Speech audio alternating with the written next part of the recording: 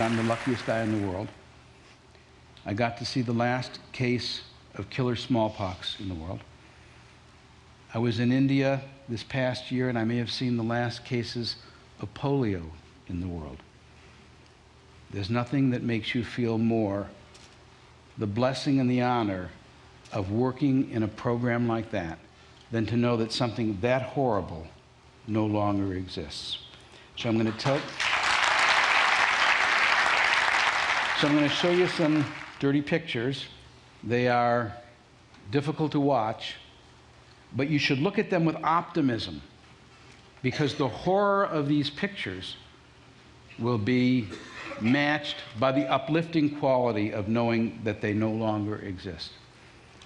But first, I'm going to tell you a little bit about my own journey. Now, you know, from the 60s, you're either on the bus or you're off the bus. I was on the bus. My wife and I, of 37 years, joined the bus. Our bus ride took us from San Francisco to London. We switched buses at the Big Pond.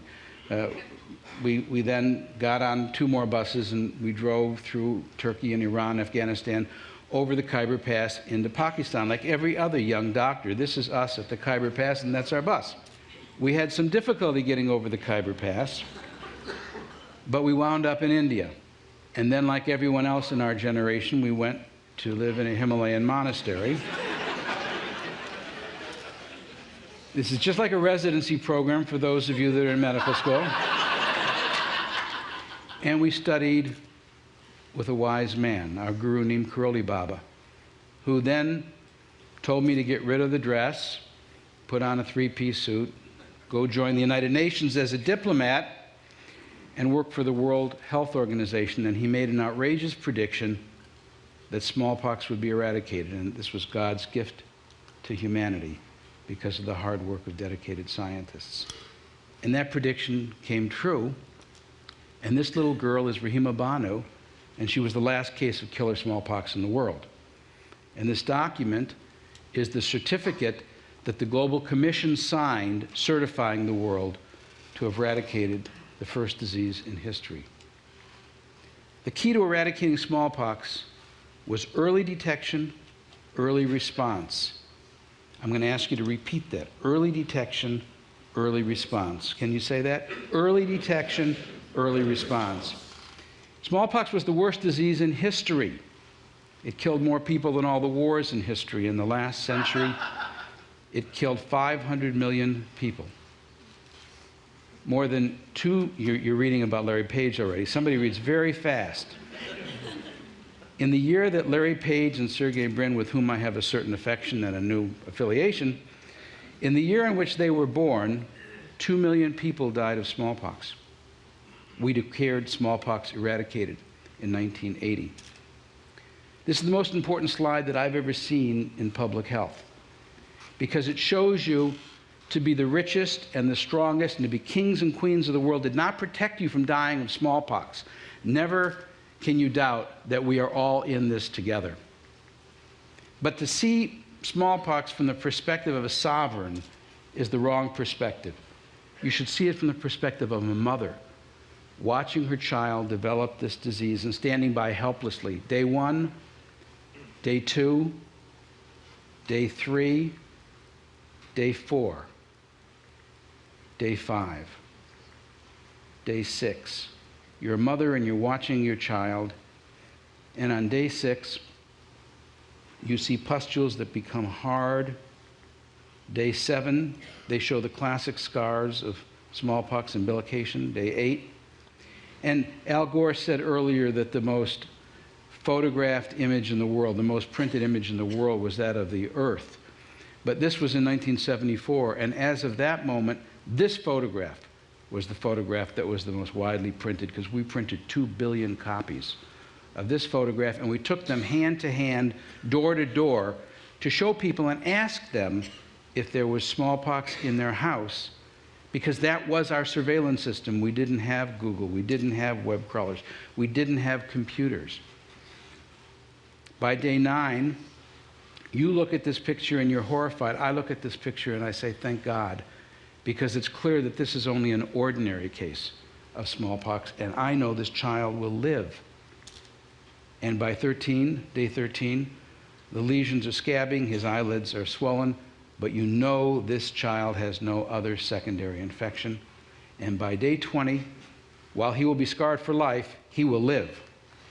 There are other kinds of smallpox that are not like that. This is confluent smallpox, in which there isn't a single place on the body where you could put a finger and not be covered by lesions. Flat smallpox, which killed 100% of people who got it. And hemorrhagic smallpox, the most cruel of all, which had a predilection for pregnant women. I've probably had 50 women die. They all had hemorrhagic smallpox. I've never seen anybody die from it who wasn't a pregnant woman. In 1974, we were down to 5 countries. But in that year, smallpox exploded throughout India. And India was the place where smallpox made its last stand.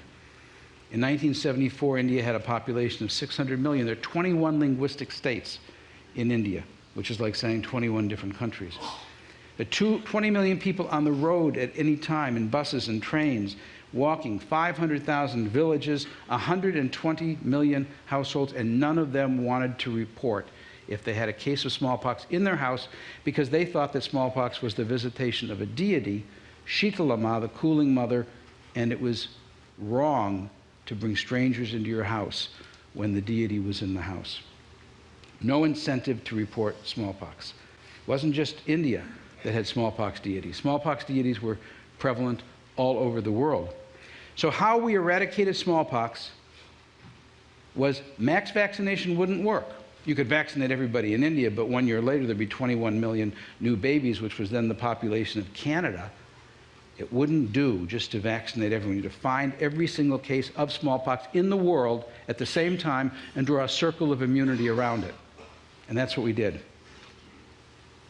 In India alone, my 150,000 best friends and I went door to door with that same picture to every single house in India. We made over 1 billion house calls. And in the process, I learned something very important. Every time we did a house-to-house search, we had a spike in the number of reports of smallpox. When we didn't search, we had the illusion that there was no disease. When we did search, we had the illusion that there was more disease. A surveillance system was necessary because what we needed was early detection, early response. So we searched, and we searched, and we found every case of smallpox in India. We had a reward. We raised the reward. We continued to increase the reward. We had a scorecard that we wrote on every house. And as we did that, the number of reported cases in the world dropped to 0. And in 1980, we declared the globe free of smallpox. It was the largest campaign in United Nations history until the Iraq War. 150,000 people from all over the world, doctors of every race, religion, culture, and nation, who fought side by side, brothers and sisters, with each other, not against each other, in a common cause to make the world better. But smallpox was the 4th disease that was intended for eradication. We failed 3 other times. We failed against malaria, yellow fever, and yaws. But soon, we may see polio eradicated. But the key to eradicating polio is early detection, early response. This may be the year we eradicate polio. That will make it the 2nd disease in history. And David Heyman, who's watching this on the webcast, David, keep on going. We're close. We're down to 4 countries.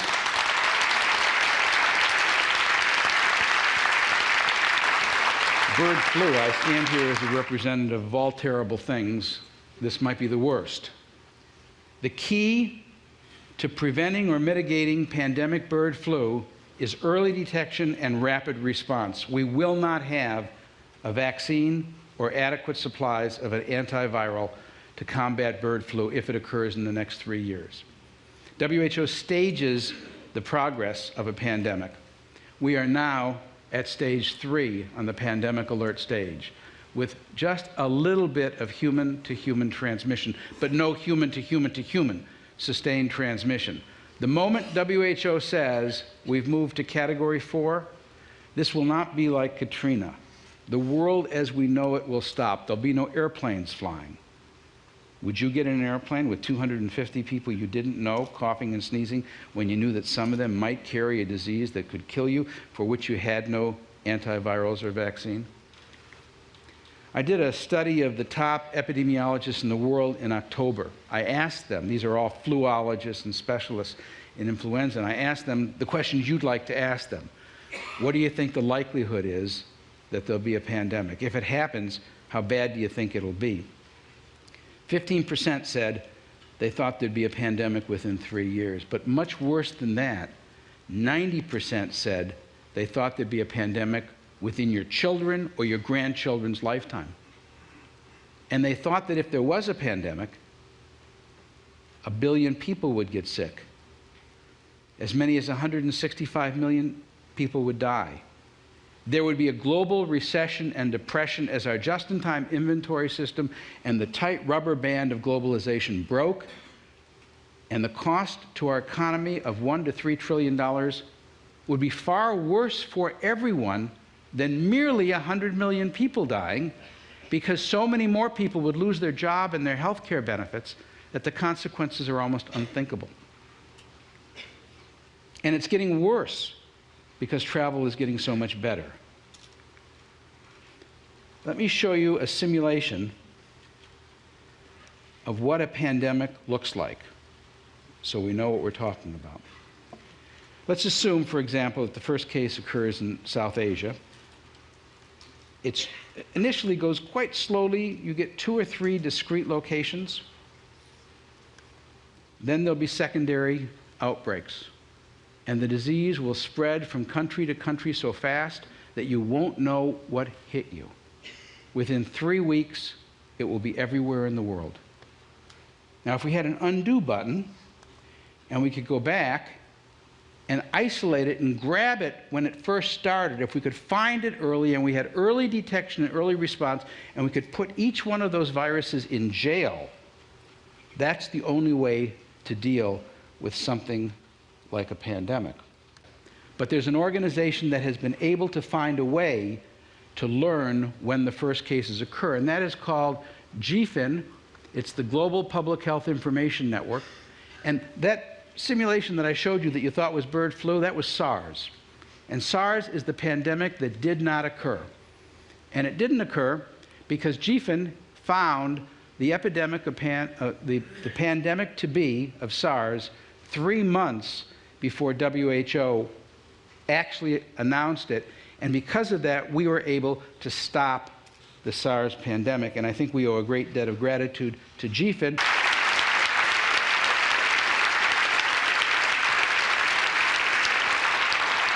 And Ted has flown Ron here from Ottawa, where GPHIN is located, because not only did GPHIN find SARS early, but you may have seen last week that Iran announced that they had bird flu in Iran.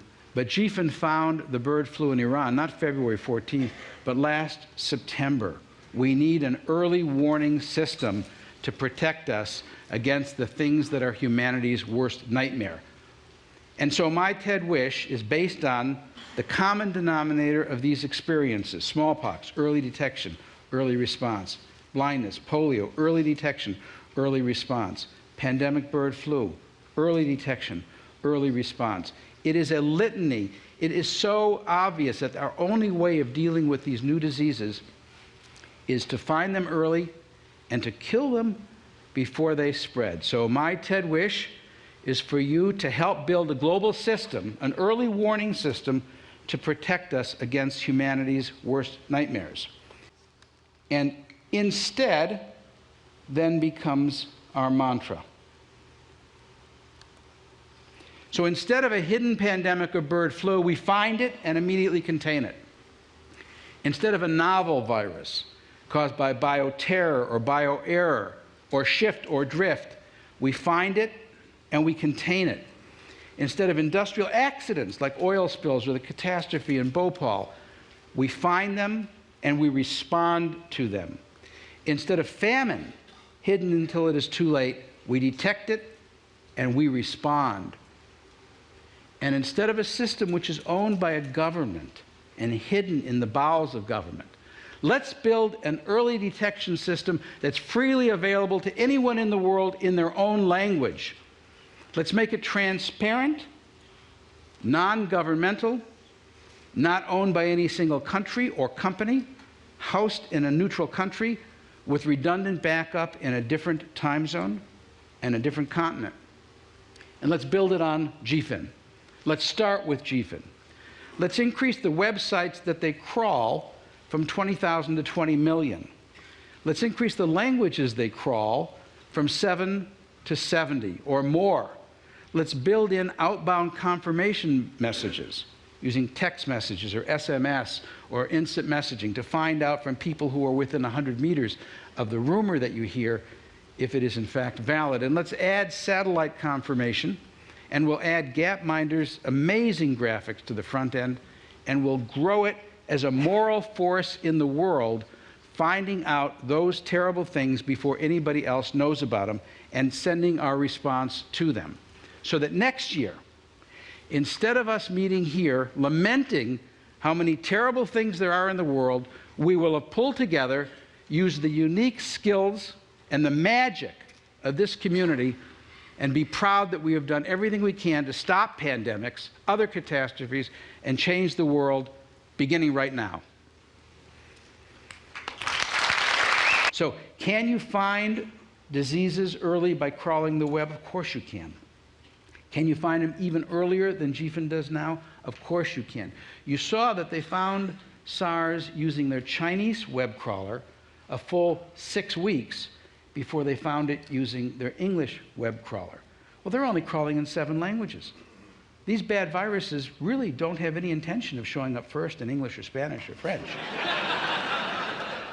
So, yes, I want to take GFIN, I want to build on it, I want to add all the languages of the world that we possibly can. I want to make this open to everybody so that the health officer in Nairobi or in Patna, Bihar, will have as much access to it as the folks in Ottawa or in CDC. And I want to make it part of our culture that there is a community of people who are watching out for the worst nightmares of humanity, and that it's accessible to everyone.